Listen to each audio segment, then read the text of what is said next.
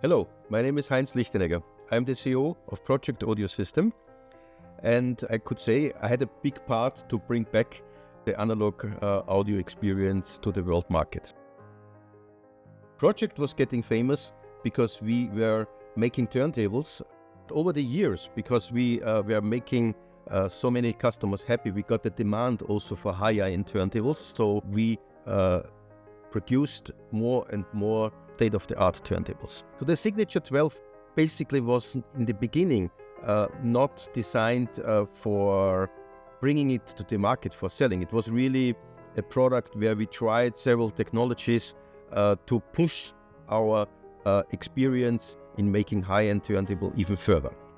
It was also a working machine for me privately because I'm using a lot of different cartridges in my private system, because I believe that the cartridge, as the electromechanical transformer, is responsible for the colors and for the taste of the music. So I have a lot of different cartridges and I use them depending what music I want to listen.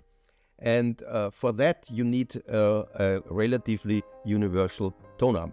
I believe that the best tone arms are straight tone arms with a fixed head shell, but the Signature 12 tone arm gives a lot of versatility because it has detachable head shells. Problem of turntables with detachable head shells and the aluminum tubes is that they tend to sound quite soft because they are relatively heavy. We designed with our engineers therefore a unipivot bearing which gives a much less friction and speed to the sound. Signature 12.2 has a lot of other technologies which we finally also use then as a spin-off in our lower cost turntables. It's always important that you are working on a flagship, where basically the research costs are not really counted, to get really the maximum out of the basic technologies.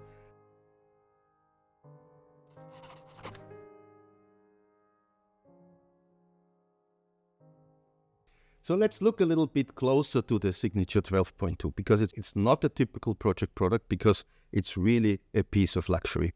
So there's not only highest technology built in, all the parts are also hand polished, and we have to say proudly, only the polishing takes for one lady 2 days to make this quality. So it's not chrome, it's all hand polished. One of the main reasons I designed the Signature was to get the universal tone arm, and here I show you this tone arm with 2 pinpoint peering on top, and under here is the pinpoint which carries the base of the horizontal peering. This is very, very unique and gives superlative low friction, but still more stability than you usually have in unipivot designs.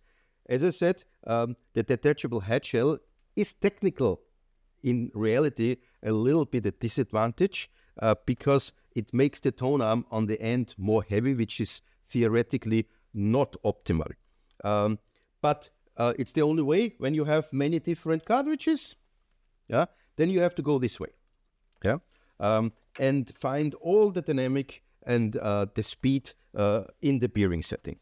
One very, very important design feature which we use to do also in lower cost turntables, even in debut pros, which are lower than 1,000 euros. We use always very heavy CNC aluminum produced tone arm base and flanges.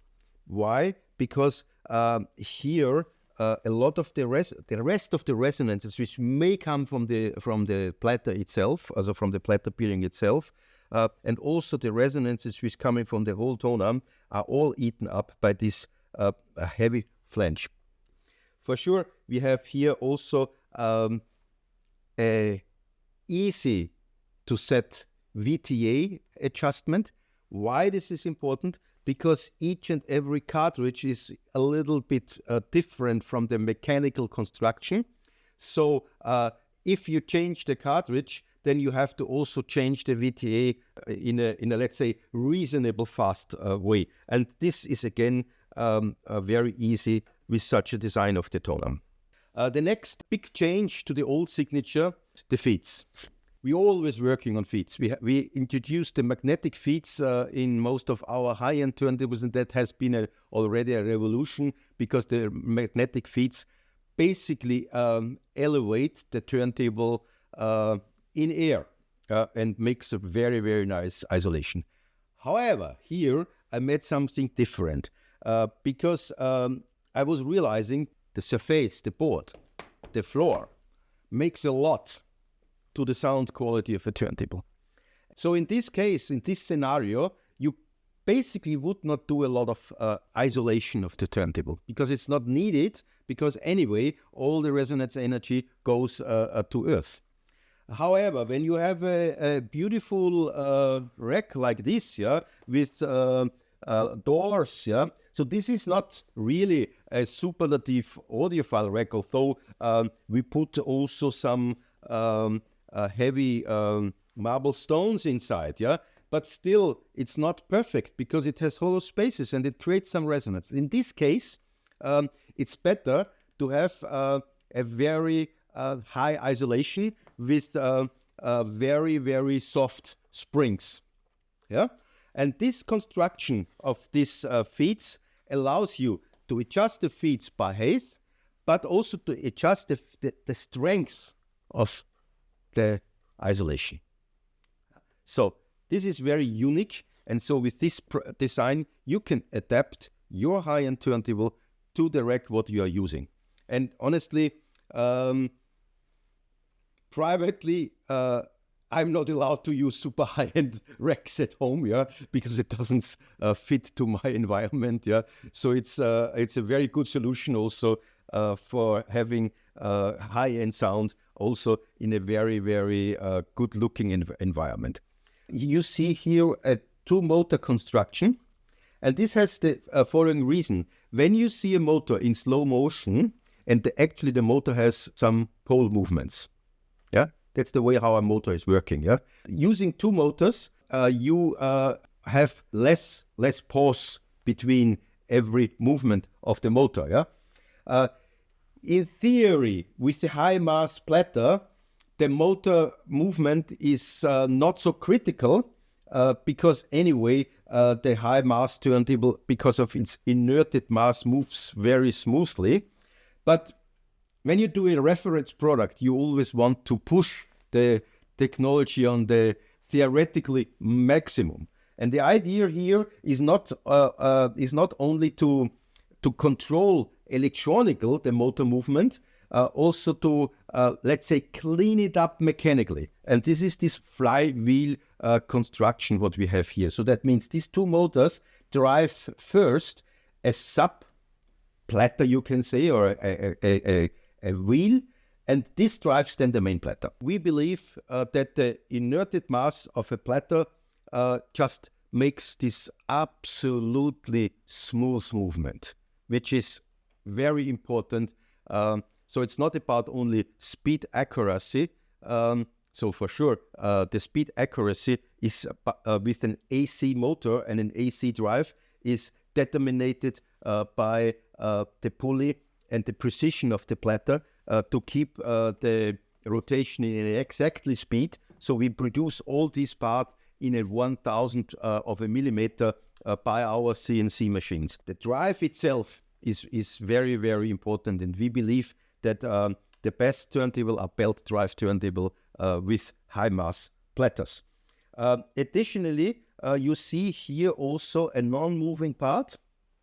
So this is actually a sub-chassis. So that means the whole drive is on TPE, thermoplastic elastomer springs, and is once again a little bit isolated from the main chassis, because we have resonances from the speakers and the surrounding which coming also to the chassis, and we want to have some isolation from these resonances. We do it not on a soft way, we do it more in a relatively low frequency. Therefore, we're using these thermoplastic elastomer, which are exactly designed according to what resonances we want to damp. In this design, we have also our vinyl on top. So we believe the best mat is the vinyl itself.